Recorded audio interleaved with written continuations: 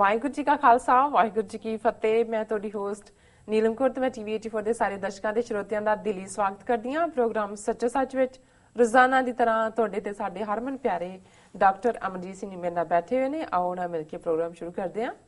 ਜੀ ਡਾਕਟਰ ਸਾਹਿਬ, welcome to our show. Thank you so much. ਜੀ ਡਾਕਟਰ ਸਾਹਿਬ, ਅੱਜ 19 ਨਵੰਬਰ 2015 4 ਮੱਘਰ ਨਾਨਕਸ਼ਾਹੀ ਸੰਮਤ 547 ਦਾ ਦਿਨ ਹੈ ਤੇ ਡਾਕਟਰ ਸਾਹਿਬ, ਪ੍ਰੋਗਰਾਮ ਦੇ ਸ਼ੁਰੂ ਵਿੱਚ ਤੁਸੀਂ ਅੱਜ ਕਿਹੜੀਆਂ ਅਹਿਮ ਘਟਨਾਵਾਂ ਸਾਡੇ ਦਰਸ਼ਕਾਂ ਨਾਲ ਸਾਂਝੀਆਂ ਕਰਨ ਜਾ ਰਹੇ ਹੋ? ਦੇਖੋ, ਅੱਜ ਪਹਿਲਾਂ ਤਾਂ ਮੇਰਾ ਮਨ ਸੀ ਵੀ ਅੱਜ ਸਾਰਾ ਟਾਈਮ ਹੀ ਈਮੇਲਸ ਨੂੰ ਦਈਏ, ਕਾਫੀ ਬੈਕਅਪ ਹੈ, ਪਰ ਕਈ ਵਾਰੀ ਤੁਸੀਂ ਰੈਜ਼ਿਸਟ ਨਹੀਂ ਕਰ ਸਕਦੇ ਜਦੋਂ ਕਿਸੇ ਸਟੋਰੀ ਨੂੰ ਤੁਸੀਂ ਬਾਰ-ਬਾਰ ਦੇਖਦੇ ਹੋ। ਸੁਖਬੀਰ ਬਾਦਲ ਜੀ, ਅਕਸਰ ਇਹ ਬਹੁਤ ਸਾਰੇ ਲੋਕ ਜਾਣਦੇ ਨੇ ਕਿ ਜਦੋਂ ਕੁੱਤਾ ਹਲਕਦਾ ਤੇ ਉਹ ਜਿਹੜਾ ਫੇਰ ਵੱਢਣਾ ਸ਼ੁਰੂ ਕਰਦਾ ਹੈ, ਉਹਦੇ ਮੂੰਹ ਚੋਂ ਵੀ ਝੱਗ ਹੁੰਦੀ ਹੈ। ਫਿਰ ਜੇ ਉਹ ਭੱਜ ਰਿਹਾ ਹੈ ਤੇ ਜਿੰਨਿਆਂ ਕੁ ਨੂੰ ਉਹ ਵੱਢ ਸਕਦਾ ਉਹ ਵੱਢਦਾ ਜਾਂਦਾ ਹੈ ਤੇ ਹਲਕੇ ਕੁੱਤੇ ਦੀ ਨਿਸ਼ਾਨੀ ਇਹ ਹੁੰਦੀ ਹੈ ਵੀ ਇਨ ਦਾ ਐਂਡ ਉਹ ਮਰ ਜਾਂਦਾ ਜੀ। ਔਰ ਬਹੁਤ ਵਾਰ ਇਹ ਜਿਹੜੇ ਰੈਬੀਜ਼ ਇਹਨੂੰ ਕਹਿੰਦੇ ਨੇ, ਜਿਹੜੀ ਹਲਕੇ ਕੁੱਤੇ ਦੇ ਵੱਢਣ ਦੀ ਬਿਮਾਰੀ ਹੁੰਦੀ ਹੈ, ਔਰ ਇਹਦੇ ਇੰਜੈਕਸ਼ਨ ਲੰਬੀ ਸੂਈ ਨਾਲ ਢਿੱਡ ਦੇ ਵਿੱਚ ਲੱਗਦੇ ਹੁੰਦੇ ਸੀ। ਸੋ ਉਦੋਂ ਵੀ ਜਿਹਨਾਂ ਨੂੰ ਵੱਢਿਆ ਵੀ ਹੁੰਦਾ ਸੀ ਉਹ ਜਦ ਪਿੱਛਾ ਕਰਕੇ ਦੇਖਦੇ ਸੀ ਕਿ ਮਰਿਆ ਕਿ ਨਹੀਂ। ਜੇ ਮਰ ਗਿਆ ਫਿਰ ਇਹ ਸਰਟਨ ਹੁੰਦਾ ਸੀ ਕਿ ਵੀ ਵਾਕਈ ਕੁੱਤਾ ਹਲਕਾ ਜੀ, ਤੇ ਨਹੀਂ ਤਾਂ ਫਿਰ ਉਹ ਟੀਕੇ ਨਹੀਂ ਸੀ ਲਵਾਉਂਦੇ, ਆਮ ਐਂਟੀਬਾਇਓਟਿਕ ਵਗੈਰਾ ਲੈ ਲੈਂਦੇ ਸੀ ਵੀ ਬਚਾਅ ਹੋ ਗਿਆ। ਇਹ ਕੁੱਤੇ ਦੇ ਹਵਾਲੇ ਨਾਲ ਹੈ। ਵੈਸੇ ਅਸੀਂ ਹੁਣ ਇਸ ਨੂੰ ਕਿਉਂ ਸੁਖਬੀਰ ਬਾਦਲ ਦੀ ਗੱਲ ਕਰਕੇ ਇਸ ਨੂੰ ਕਿਉਂ ਲੈ ਰਹੇ? ਸਿਆਸਤਦਾਨ ਜਿਹੜੇ ਨੇ ਉਹਨਾਂ ਦੇ ਵੀ ਉਤਰਾਅ ਚੜਾਅ ਹੁੰਦੇ ਨੇ ਉਹਨਾਂ ਦੇ ਕੈਰੀਅਰ ਦੇ ਵਿੱਚ। ਕਈ ਵਾਰ ਬਿਲਕੁਲ ਕਈ ਜਿਹੜੇ ਨੇ ਆਊਟ ਹੋ ਜਾਂਦੇ ਨੇ ਪਿੱਚ ਤੋਂ, ਫਿਰ ਥੱਲਿਓਂ ਜਿਹੜੇ ਨੇ ਉਹ ਵਾਪਸ ਆ ਜਾਂਦੇ ਨੇ। ਹੁਣ ਇਹੀ ਬੀਜੇਪੀ ਕਦੇ ਸਿਰਫ 2 ਸੀਟਾਂ ਤੇ ਸਿਮਟ ਗਈ ਸੀ, ਵਾਪਸ ਪਾਵਰ 'ਚ ਆ ਗਈ। ਕਿਸੇ ਵੇਲੇ ਇੰਦਰਾ ਗਾਂਧੀ ਦਾ ਜ਼ਮਾਨਾ, ਐਮਰਜੈਂਸੀ ਤੋਂ ਬਾਅਦ ਚੋਣਾਂ ਹੋਈਆਂ ਤੇ ਸਾਰੀ ਪਾਰਟੀ ਦੀ ਪੱਟੀ ਪੋਚੀ ਗਈ ਸੀ। ਇੰਦਰਾ ਗਾਂਧੀ ਖੁਦ ਵੀ ਹਾਰ ਗਈ ਸੀ ਆਪਣੀ ਸੀਟ ਤੋਂ, ਲੇਕਿਨ ਕੁਝ ਸਮਾਂ ਬੀਤਿਆ ਫਿਰ ਉਹ ਵਾਪਸ ਆ ਗਈ ਕਿਉਂਕਿ ਜਿਹੜਾ ਵੀ ਸੈਟਅਪ ਆਇਆ ਉਹ ਚੱਲ ਨਹੀਂ ਸਕਿਆ। ਲੇਕਿਨ ਜਿਸ ਤਰੀਕੇ ਨਾਲ ਸੁਖਬੀਰ ਬਾਦਲ ਪਿਛਲੇ ਜਦੋਂ ਦਾ ਇਹ ਘਟਨਾਕ੍ਰਮ ਨੇ ਇਹਨਾਂ ਦੇ ਸੁਪਨੇ ਚੂਰ-ਚੂਰ ਕੀਤੇ ਨੇ, ਜਿਹੜੀ ਇਹਨਾਂ ਦੀ ਆਪਣੀ ਬੋਸਟਿੰਗ ਸੀ, ਕਿਉਂਕਿ ਬਹੁਤ ਵਾਰ ਇਹ ਹੁੰਦਾ ਹੈ ਔਰ ਅਕਸਰ ਜਦੋਂ ਮੌਤ ਦੇ ਪ੍ਰਬਲ ਹੋਣ ਦੀਆਂ ਕਹਾਣੀਆਂ ਸਾਹਮਣੇ ਆਉਂਦੀਆਂ ਨੇ ਕਿ ਮੌਤ ਕਿਵੇਂ ਹਰ ਇੱਕ ਨੂੰ ਜਿਹੜੀ ਹੈ ਉਹ ਅਲਟੀਮੇਟਲੀ ਜਿੱਥੇ ਵੀ ਬੰਦਾ ਲੁਕਣਾ ਚਾਹੇ। ਸੋ ਕਈ ਕਹਾਣੀਆਂ ਹਿੰਦੂ ਇਤਿਹਾਸ ਦੀਆਂ ਵੀ ਨੇ ਕਿ ਵੀ ਕਿਸੇ ਨੂੰ ਦੱਸ ਦਿੱਤਾ ਕਿਸੇ ਨੇ ਕਿ ਵੀ ਤੇਰੀ ਮੌਤ ਇਸ ਤੇ ਨੇ, ਤੇ ਉਹਨੇ ਕਿਹਾ ਜੀ ਮੈਨੂੰ ਮੌਤ ਕਿਵੇਂ ਆਏਗੀ। ਉਹਨੇ ਇੱਕ ਐਸਾ ਉਹਨੇ ਕਿਹਾ ਜੀ ਜਿਹੜੇ ਮੈਂ ਮਰਾਂਗਾ ਹੀ ਨਹੀਂ ਕਦੇ। ਉਹ ਸ਼ੀਸ਼ੇ ਦਾ ਮਹਿਲ ਬਣਾ ਲਿਆ, ਕਿਸੇ ਨੂੰ ਨੇੜੇ ਨਹੀਂ ਆਣ ਦਿੱਤਾ, ਕੋਈ ਹੋਰ ਖੁਰਾਕ ਬੰਦ ਕਰ ਦਿੱਤੀ ਜਿਹਦੇ ਚੋਂ। ਲੇਕਿਨ ਇਹ ਹੈ ਕਿ ਉਸ ਨੂੰ ਜਿਹੜਾ ਹੈ ਉਹ ਇੱਕ ਮਾਲਣ ਫੁੱਲਾਂ ਦਾ ਗੁਲਦਸਤਾ ਜ਼ਰੂਰ ਭੇਟ ਕਰਦੀ ਸੀ। ਤੇ ਜਿੱਦਣ ਉਹਦਾ ਦਿਨ ਆਇਆ ਤੇ ਕਹਿੰਦੇ ਨੇ ਵੀ ਉਸ ਚੋਂ ਹੀ ਜਿਹੜਾ ਫੁੱਲ ਚੋਂ ਹੀ ਇੱਕ ਕੀੜੇ ਨੇ ਜਦੋਂ ਉਹਨੇ ਫੁੱਲ ਨੂੰ ਨੱਕ ਨਾਲ ਲਾਇਆ ਤਾਂ ਉਹਦੇ ਨੱਕ 'ਚ ਵੜ ਗਿਆ, ਉਹਦੀ ਮੌਤ ਦਾ ਕਾਰਨ ਬਣ ਗਿਆ ਜੀ। ਸੋ ਕਹਿਣ ਦਾ ਮਤਲਬ ਇਹ ਹੈ ਕਿ ਵੀ ਇੱਕ ਪਾਸੇ ਹੰਕਾਰ, ਔਰ ਗੁਰੂ ਸਾਹਿਬ ਸਾਨੂੰ ਯਾਦ ਕਰਵਾਉਂਦੇ ਨੇ ਕਿ ਸੁਖੀ ਬਸੈ ਮਸਕੀਨੀਆਂ ਆਪ ਨਿਵਾਰ ਤਲੇ, ਵੱਡੇ ਵੱਡੇ ਅਹੰਕਾਰੀਆ ਨਾਨਕ ਗਰਭ ਗਲੇ। ਹੁਣ ਮਰਨ ਤੇ ਗਲਣ ਦੇ ਵਿੱਚ ਕੋਈ ਫਰਕ ਨਹੀਂ ਹੁੰਦਾ। ਜਦੋਂ ਅਸੀਂ ਗਲਣ ਦੀ ਗੱਲ ਵੀ ਕਰਦੇ ਹਾਂ ਤੇ ਫਿਰ ਜਿਨ੍ਹਾਂ ਦਾ ਪ੍ਰਾਈਡ, 2 ਤਰ੍ਹਾਂ ਦੀ ਮੌਤ ਹੈ, ਇੱਕ ਤਾਂ ਸਰੀਰਕ ਮੌਤ ਹੈ ਜੀ, ਇਹ ਰੱਬ ਦੇ ਹੱਥ ਵੱਸ ਹੈ। ਉਸ ਨੂੰ ਕਿਹਨੂੰ ਮਾਰਨਾ ਹੈ, ਕਿੱਥੇ ਮਾਰਨਾ ਹੈ, ਸਮਾਂ ਸਥਾਨ ਉਹਦੇ ਹੱਥ ਹੈ। ਔਰ ਇਹਦੇ ਬਾਰੇ ਹੀ ਇਹ ਸਾਡੇ ਜਿਹੜਾ ਅਖਾਣ ਹੈ ਕਿ ਜਾਂ ਕੋ ਰਾਖੇ ਸਾਈਆਂ ਮਾਰ ਸਕੇ ਨਾ ਕੋ। ਕਈ ਵਾਰੀ ਬੜੀਆਂ ਦੁਰਗਮ ਔਰ ਬੜੀਆਂ ਡਿਫਿਕਲਟ ਹਾਲਤਾਂ 'ਚ ਵੀ ਲੋਕ ਸਰਵਾਈਵ ਕਰ ਜਾਂਦੇ ਨੇ। ਉਹ ਇੱਕ ਦੂਸਰਾ। ਇੱਕ ਤੁਸੀਂ ਆਪਣੀ ਦੁਨੀਆ ਆਪਣੇ ਹੰਕਾਰ ਦੇ ਜ਼ੋਰ ਦੇ ਉੱਤੇ, ਹੰਕਾਰ ਦੇ ਬਲਬੂਤੇ ਦੇ ਉੱਤੇ ਔਰ ਹੰਕਾਰ ਦੇ ਨਾਲ ਬਣਾਈ ਹੁੰਦੀ ਹੈ।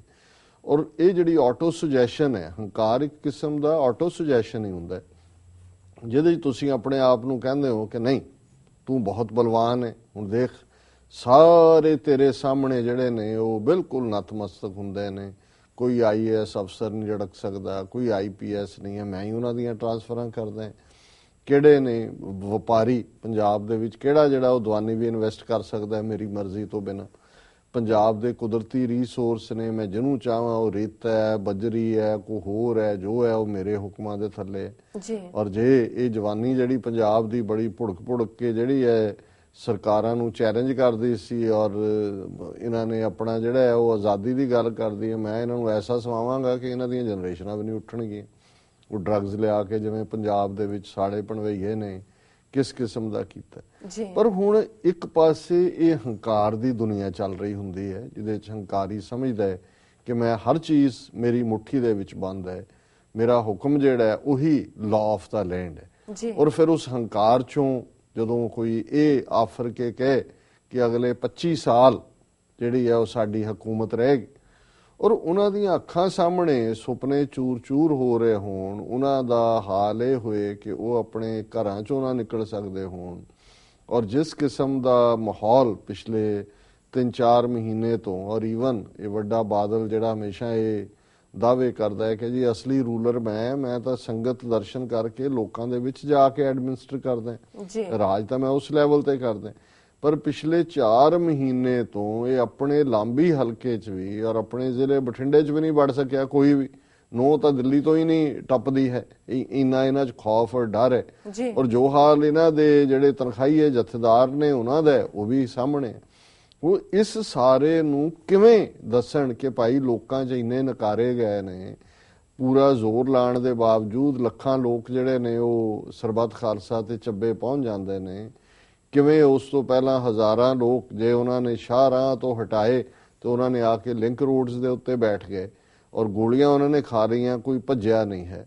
ਹੁਣ ਇਸ ਸਾਰੇ ਦੇ ਵਿੱਚ ਜਿਹੜੀ ਉਹਨਾਂ ਦੀ ਨੀਤੀ, ਉਹਨਾਂ ਦੇ ਵੱਡੇ ਵੱਡੇ ਐਡਵਾਈਜ਼ਰ ਜਿਹੜੇ ਉਹਨਾਂ ਨੇ ਰੱਖੇ ਹੋਏ ਨੇ, ਕੋਈ ਮੀਡੀਆ ਐਡਵਾਈਜ਼ਰ, ਕੋਈ ਫਲਾਣਾ, ਉਹ ਉਹਨਾਂ ਨੂੰ ਕੀ ਰਾਏ ਦਿੰਦੇ ਨੇ ਜਾਂ ਇਹਨਾਂ ਦਾ ਆਪਣਾ ਹੰਕਾਰ ਇਹਦਾ ਇਸ ਲੈਵਲ ਤੇ ਚਲਾ ਗਿਆ ਸੀ ਵੀ ਇਹਨੂੰ ਪਤਾ ਨਹੀਂ ਲੱਗ। ਅੱਜ ਜਿਹੜੀ ਇਹਦੀ ਬਿਆਨਬਾਜ਼ੀ ਹੈ ਔਰ ਜੋ ਕੁਝ ਕਹਿ ਰਿਹਾ, ਅਕਸਰ ਅਸੀਂ ਇਹ ਫਰੇਜ਼ ਯੂਜ਼ ਕਰਦੇ ਕਿ ਵਕਤੋਂ ਖੁੰਜੀ ਡੂਮਣੀ ਗਾਵੇ ਆਲ ਪਤਾਲ। ਹੁਣ ਡੂਮ ਜਾਂ ਡੂਮਣੀ ਇਹ ਬੇਸ਼ੱਕ ਇੱਕ ਜਿਹੜੇ ਸੰਗੀਤ ਜਾਂ ਜਿਨ੍ਹਾਂ ਦੇ ਲਈ ਪੁਰਾਤਨ ਸ਼ਬਦ ਮਰਾਸੀ ਵੀ ਇਸਤੇਮਾਲ ਹੁੰਦਾ ਸੀ।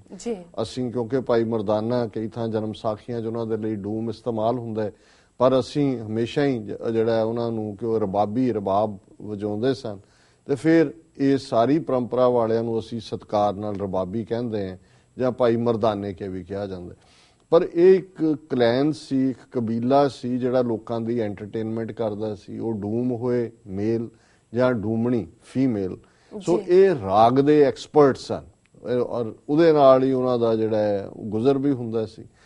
ਹੁਣ ਜੇ ਸਮੇਂ ਦੇ ਉੱਤੇ ਜਿਹੜੀ ਰਾਗ ਗਾਇਨ ਕਰਨ ਵਾਲੀ ਡੂਮਣੀ ਹੈ ਉਹ ਨਹੀਂ ਪਹੁੰਚੀ, ਸਾਉ ਸਾਈ ਹੋਈ ਹੈ, ਉਹਨੂੰ ਆਪਣਾ ਰਾਗ ਭੁੱਲ ਗਿਆ ਤੇ ਫਿਰ ਉਹਨੇ ਜਿਹੜਾ ਗਾਣਾ ਹੈ ਉਹ ਆਲ ਪਤਾਲ ਹੈ ਵੀ ਕੋਈ ਪਤਾ ਨਹੀਂ ਲੱਗ ਰਿਹਾ ਉਹਨੂੰ ਕਿ ਉਹ ਕਿਹੜੀ ਸੁਰ ਦੇ ਵਿੱਚ ਗਾਏ ਤੇ ਕੀ ਕਰੇ। ਸੋ ਇਹ ਬੜਾ ਮਸ਼ਹੂਰ ਜਿਹੜਾ ਫਰੇਜ਼ ਹੈ। ਹੁਣ ਦੂਸਰੇ ਪਾਸੇ ਆਮ ਪੰਜਾਬੀ ਦੇ ਵਿੱਚ ਅਸੀਂ ਅਬਲੀਆਂ ਟਬਲੀਆਂ ਵੀ ਕਹਿੰਦੇ ਹਾਂ ਕਿ ਵੀ ਇਹਨੂੰ ਕੀ ਹੋਇਆ, ਅਬਲੀਆਂ ਟਬਲੀਆਂ ਮਾਰ ਰਿਹਾ। ਤੇ ਕਈ ਵਾਰੀ ਉਸੇ 'ਚ ਊਲ ਜਲੂਲ ਵੀ ਕਿਹਾ ਜਾਂਦਾ ਹੈ ਕਿ ਭਾਈ ਫਿਰ ਜਾਂ ਕੋ ਬਦੋਂ ਕਹਿੰਦਾ ਕੀ ਗੱਲ ਹੈ ਬੌਂਦਲ ਗਿਆ ਤੇ ਹੁਣ ਉਸ ਤੋਂ ਅਗਲੀ ਗੱਲ ਤੇ ਹਲਕਾਇਆ ਵੀ ਕਹਿੰਦੇ ਨੇ। ਹੁਣ ਇਹਦੇ 'ਚ ਆਲ ਪਤਾਲ ਵੀ ਹੈ, ਊਲ ਜਲੂਲ ਵੀ ਹੈ, ਬੌਂਦਲਣਾ ਵੀ ਹੈ ਤੇ ਜਿਸ ਕਿਸਮ ਦਾ ਉਹਦਾ ਧਮਕੀਆਂ ਵਾਲਾ ਉਹ ਹਲਕਿਆਪਨ ਵੀ ਹੈ।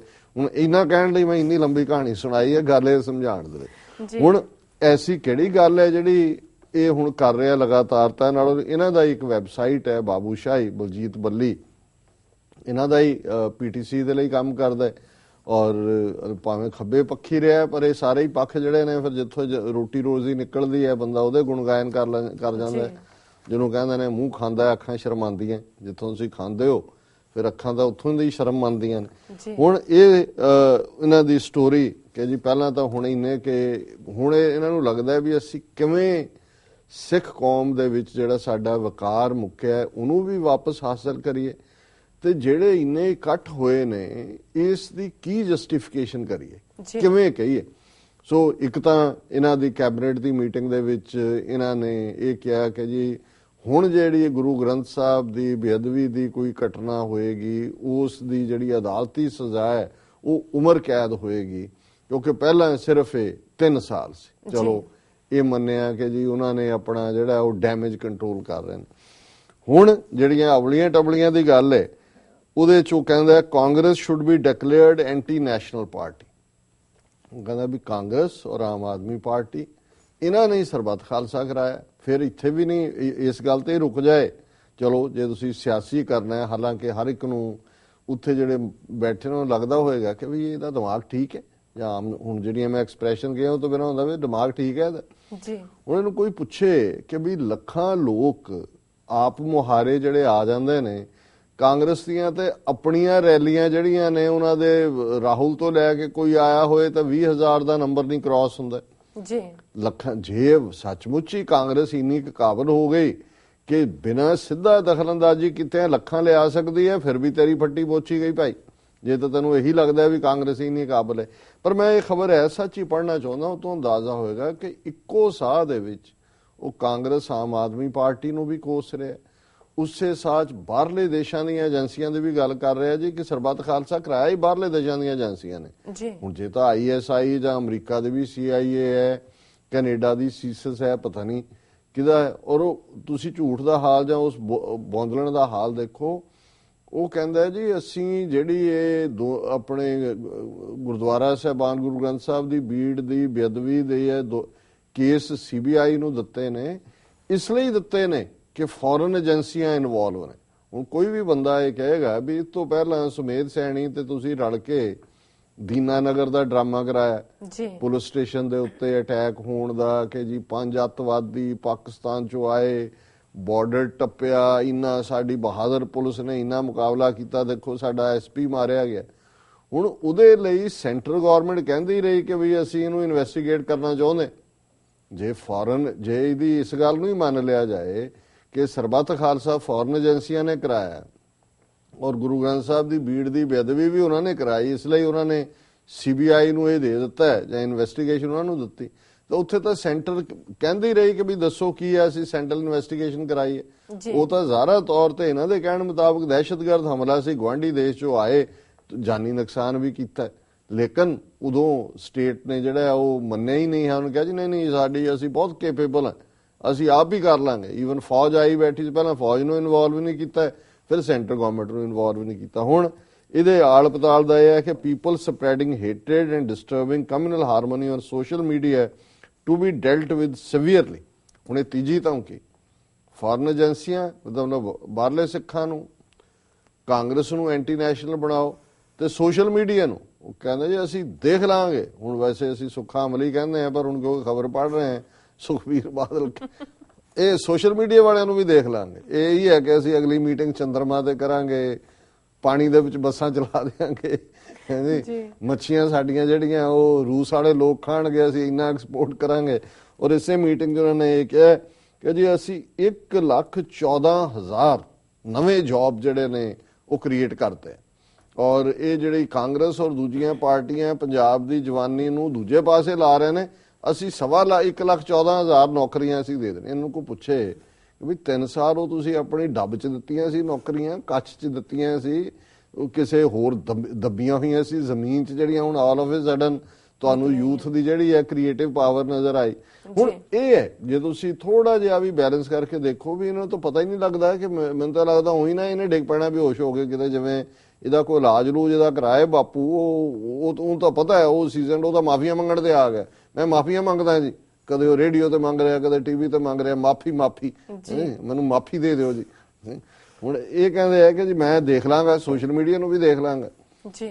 Deputy chief minister Punjab president of Shiromani Akali Dal Sukhbir Singh Badal today disclose ਹੁਣ ਬਹੁਤ ਵੱਡਾ ਉਹਨੇ ਇਨਕਸ਼ਾਫ ਕੀਤਾ, ਜ਼ਰਾ ਧਿਆਨ ਨਾਲ ਇਹਨੂੰ ਦੇਖੋ, that the state government have evidence of foreign agencies being behind the congregation at Chabba village on November 10। ਕਹਿੰਦਾ ਜੀ ਸਾਡੇ ਕੋਲ ਸਬੂਤ ਨੇ ਕਿ ਜਿਹੜਾ ਚੱਬੇ ਦੇ ਵਿੱਚ ਨਵੰਬਰ 10 ਨੂੰ ਇਕੱਠ ਹੋਇਆ ਉਹਦੇ ਪਿੱਛੇ ਬਾਹਰਲੀਆਂ ਏਜੰਸੀਆਂ ਨੇ। ਵਾਹ ਜੀ, ਇਹ ਸਬੂਤ ਨੇ।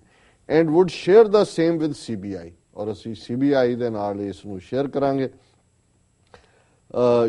with the CBI addressing the media here, Mr. Badal said recent revelations had also proved that Congress party was in close coordination with the radical elements who had organized the November 10 gathering and also had a hand in drafting the resolutions। ਹੁਣ ਉਹਨਾਂ ਨੂੰ ਆ ਗਿਆ ਗੱਲ ਕੱਲੇ ਸਿਰਫ gathering ਨੂੰ ਨਹੀਂ ਲਿਆਂਦੀ, ਜਿਹੜੇ ਮਤੇ ਵੀ ਪਾਸ ਕੀਤੇ ਵੀ ਕਾਂਗਰਸ ਨੇ ਕਰਾਏ। ਹੁਣ ਜਾਂ ਤਾਂ ਕਾਂਗਰਸ ਪਾਰਟੀ ਫੌਰਨ ਇਹ ਤਾਂ ਚਾਰਜ ਜਿਹੜਾ ਮੋਦੀ ਰਾਹੁਲ ਨੂੰ ਦੇਖਣਾ ਨਹੀਂ ਚਾਹੁੰਦਾ ਜਾਂ ਅਰੁਣ ਜੇਤਲੀ ਵਰਗੇ ਜਿਹੜਾ ਜਾ ਕੇ ਹੁਣ ਆਪਣੀ ਕੁੜੀ ਦੇ ਵਿਆਹ ਦਾ ਸੱਦਾ ਦੇ ਕੇ ਆਇਆ ਰਾਹੁਲ ਗਾਂਧੀ ਨੂੰ ਘਰ ਜਾ ਕੇ, ਇਹ ਤਾਂ ਉਹਨਾਂ ਨੇ ਵੀ ਚਾਰਜ ਲਾਇਆ ਕਿ ਵੀ ਕਾਂਗਰਸ ਜਿਹੜੀ ਹੈ ਐਂਟੀ ਨੈਸ਼ਨਲ ਹੈ। ਸਕੈਂਡਲਾਂ ਦੀ ਗੱਲ ਤਾਂ ਹੋਈ ਕਿ ਵੀ ਇਹ ਬਾਹਰਲੀਆਂ ਏਜੰਸੀਆਂ ਲਈ ਕਾਂਗਰਸ ਕੰਮ ਕਰ ਰਹੇ। ਸੋ ਸੁਖਬੀਰ ਬਾਦਲ ਦੇ ਕੋਲ ਇਹਦੀ ਪਟਾਰੀ 'ਚ ਬਹੁਤ ਖਾਸ ਸਬੂਤ ਨੇ ਜਿਹੜੇ ਮੋਦੀ ਸਰਕਾਰ ਨੂੰ ਨਹੀਂ ਮਿਲੇ, ਜਿਹੜੇ ਕਿਸੇ ਹੋਰ ਏਜੰਸੀ ਨੂੰ ਨਹੀਂ ਮਿਲੇ। ਉਹ ਸੁਖਬੀਰ ਬਾਦਲ ਸੁੱਖਾ ਅਮਲੀਆਂ ਦੀ ਢਾਣੀ ਨੇ ਉਹਨੂੰ ਲਿਆ ਕੇ ਦਿੱਤੇ ਨੇ। ਕੋਈ ਅਮਲੀ ਦੇ ਗਿਆ ਹੋਣਾ ਉਹਨੂੰ, ਕਹਿੰਦਾ ਹੋਣਾ ਆਹ ਵੇਖੋ ਜੀ, ਉਹਨੇ ਵੀ ਕਹਿਣਾ ਚਾਹੇ ਖਾਸ ਸਬੂਤ ਹੈ, ਰੱਖ ਲੈ ਝੋਲੇ 'ਚ ਪਾ ਲੈ, ਅਸੀਂ ਬਾਅਦ 'ਚ ਕੱਢਾਂਗੇ ਇਹਨੂੰ ਜੀ। Was in close coordination with who had organized this, and he demanded that the Congress party should be declared an anti-national party in the wake of its aligning with elements who having secessionist agenda. ਕਹਿੰਦਾ ਜੀ ਮੰਗ ਕਰਤੀ ਹੈ ਉਹਨਾਂ ਨੂੰ ਕਿ Congress party ਨੂੰ declare ਕਰ ਦਿਓ ਕਿ ਵੀ ਇਹ ਦੇਸ਼ ਵਿਰੋਧੀ ਪਾਰਟੀ। ਕੌਣ ਡਿਕਲੇਅਰ ਕਰੇ? ਤੇਰਾ ਬਾਪੂ ਜਾ ਇਲੈਕਸ਼ਨ ਕਮਿਸ਼ਨ ਦੇ ਕੋਲ ਜਾ ਕੇ ਉੱਥੋਂ ਡਿਕਲੇਅਰ ਕਰਾ ਹੈ anti national. that The Deputy Chief Minister said, no, it was clear that the conspiracies hatched by the foreign elements were behind the recent unfortunate incidents of sacrilege of Shri Guru Granth Sahib Ji। ਹੁਣ ਫਿਰ foreign ਏਜੰਸੀਆਂ ਦੇ ਆ ਗਿਆ ਕਿ ਗੁਰੂ ਗ੍ਰੰਥ ਸਾਹਿਬ ਦੀਆਂ ਬੇਅਦਬੀ ਦੀਆਂ ਘਟਨਾਵਾਂ ਵੀ ਫੋਰਨ ਏਜੰਸੀਆਂ ਨੇ ਕੀਤੀਆਂ। He further said, from the inputs which the state government was getting, more astonishing disclosures are sure to come out। ਉਹਨੇ ਕਿਹਾ ਜੀ ਅਜੇ ਬਹੁਤ ਹੈਰਾਨੀਜਨਕ ਤੱਥ ਜਿਹੜੇ ਨੇ ਸਾਡੀ ਇਨਵੈਸਟੀਗੇਸ਼ਨ ਚੋਂ ਸਾਹਮਣੇ ਆਣਗੇ। Taking Congress party to task, Badal added that Congress is emerging as the axis around which the whole conspiracy revolves। कि कांग्रेस से द्वारा ही सारा कुछ घूम रहा है जी। Warning the anti-state and rowdy forces, he informed that the Congress and Aam Aadmi Party are engaged in running a malicious and seditious campaign on the social media with a single point agenda of poisoning the atmosphere and destabilizing the government। ਫਿਰ ਉਹਨੂੰ ਕਾਂਗਰਸ ਦਾ ਨਾਂ ਲੈ ਕੇ ਲੱਗਾ ਵੀ ਵੋਟਾਂ 'ਚ ਤਾਂ ਕਿਤੇ Aam Aadmi party ਨੇ ਸਾਨੂੰ ਥੱਲੇ ਸੁੱਟ ਦੇ। ਉਹਨੇ ਕਿਹਾ ਇਹਨਾਂ ਨੂੰ ਵੀ ਕਹੋ ਇਹ ਰਲ ਗਏ ਨੇ, ਇਹ ਰਲ ਕੇ ਸਾਡੇ ਖਿਲਾਫ ਬਹੁਤ ਖਤਰਨਾਕ ਜ਼ਹਿਰੀਲਾ ਪ੍ਰੋਪੇਗੈਂਡਾ ਕਰ ਰਹੇ ਨੇ। He issued a strict warning that severe action would be taken against the elements misusing social media to foment trouble in the state। ਉਹਨੇ ਕਿਹਾ ਜੀ ਅਸੀਂ ਸੋਸ਼ਲ ਮੀਡੀਆ ਨੂੰ ਵੀ ਰਗੜ ਦਿਆਂਗੇ। ਪਹਿਲਾਂ ਕਿਹਾ ਕਿਸੇ ਨੂੰ ਕੰਗਣ ਨਹੀਂ ਦਿਆਂਗੇ, ਘਰਾਓ ਕਰਕੇ ਦੇਖੋ ਅਸੀਂ ਚੱਕ ਦਿਆਂਗੇ। ਔਰ ਹੁਣ ਸੋਸ਼ਲ ਮੀਡੀਆ ਵਾਲੇ ਵੀ ਧਿਆਨ ਰੱਖੋ। ਡਾਈਵਲਜਿੰਗ ਮੋਰ, ਹੁਣ ਇਹ ਵੀ ਇੰਜੋਏ ਕਰ ਰਿਹਾ ਜਿਹੜਾ ਵੀ ਕੋਰਸਪੋਂਡੈਂਟ ਸਟੋਰੀ ਦੇ ਰਿਹਾ, ਡਾਈਵਲਜਿੰਗ ਮੋਰ ਕਿ ਉਹਨੇ ਫਿਰ ਪਟਾਰੀ ਚੋਂ ਇੱਕ ਹੋਰ ਸੱਪ ਕੱਢਿਆ। Deputy chief minister said that in the cabinet meeting held today, SAD government has taken a decision to approve life sentence for the sacrilege of Shri Guru Granth Sahib Ji, whereas earlier the maximum sentence for ਉਹ ਭਾਈ ਪਹਿਲਾਂ ਫੜੋ ਤਾਂ ਸਹੀ, 3 ਸਾਲ ਦਿਓਗੇ ਕਿ ਉਮਰ ਕੈਦ ਦਿਓਗੇ। 1 ਜੂਨ ਤੋਂ ਬੁਰਜ ਜਵਾਹਰ ਸਿੰਘ ਵਾਲਾ ਚੋਂ ਗੁਰੂ ਗ੍ਰੰਥ ਸਾਹਿਬ ਦਾ ਸਰੂਪ ਚੋਰੀ ਹੋਇਆ, ਅੱਜ 5 ਮਹੀਨੇ ਲੰਘ ਗਏ ਨੇ, ਤੁਹਾਨੂੰ ਇਹ ਨਹੀਂ ਜਿਹੜਾ ਚੋਰ ਨਹੀਂ ਲੱਭੇ। ਕਿੰਨੀਆਂ ਘਟਨਾਵਾਂ ਉਸ ਤੋਂ ਬਾਅਦ ਹੋਈਆਂ। ਕੱਲ ਵੀ 2 ਘਟਨਾਵਾਂ, ਇੱਕ ਮਾਲਵਾ ਬੈਲਟ ਦੇ ਵਿੱਚ ਔਰ ਇੱਕ ਹੋਰ ਥਾਂ ਦੇ ਉੱਤੇ ਜਪਜੀ ਸਾਹਿਬ ਦੇ ਗੁਟਕਿਆਂ ਦੀ ਬੇਅਦਬੀ ਦੀਆਂ ਹੋਈਆਂ ਨੇ। He assured the people of Punjab that SAD government would not let the opportunistic and separatist brand of politics to take root and it's duty bound to protect and ensure the peaceful atmosphere in the state. He also said that the state government is also going all out to secure unity and integrity of Punjab। ਇਹ ਵਿਚਾਰੇ ਨੂੰ ਇਹ ਭੁੱਲ ਗਿਆ ਮੰਤਰ ਤਾਂ ਪਿਓ ਨੇ ਰਟਾ ਕੇ ਜਾਂ ਜਿਹੜਾ ਰਟਾਇਆ ਹੋਇਆ unity and integrity of India, ਦੇਸ਼ ਦੀ ਏਕਤਾ ਅਖੰਡਤਾ। ਉਹ ਕਹਿ ਰਿਹਾ ਸੀ ਪੰਜਾਬ ਦੀ ਏਕਤਾ ਅਖੰਡਤਾ ਨਹੀਂ ਟੁੱਟਣ ਦਿਆਂਗੇ। ਉਹ ਭਾਈ ਪੰਜਾਬ ਦੀ ਤਾਂ ਏਕਤਾ ਅਖੰਡਤਾ ਕਿੱਥੇ ਜਾਣੀ ਹੈ? ਕਾਕਾ ਸੁੱਖਾ ਜਾਂ ਤਾਂ ਕੋਈ ਚੰਗਾ ਬ੍ਰਾਂਡ ਖਾ ਤਾਂ ਕਿ ਅਕਲ ਦਾ ਕੋਈ ਆਏ ਖਾਨਾ। ਸੋ ਅੱਜ ਤਾਂ ਮੈਂ ਇਸ ਰਿਡੀਕਿਊਲ ਮੂਡ 'ਚ ਸੀ। ਸੋ ਮੈਂ ਕਿਹਾ ਵੀ ਕਮਾਲ ਹੈ।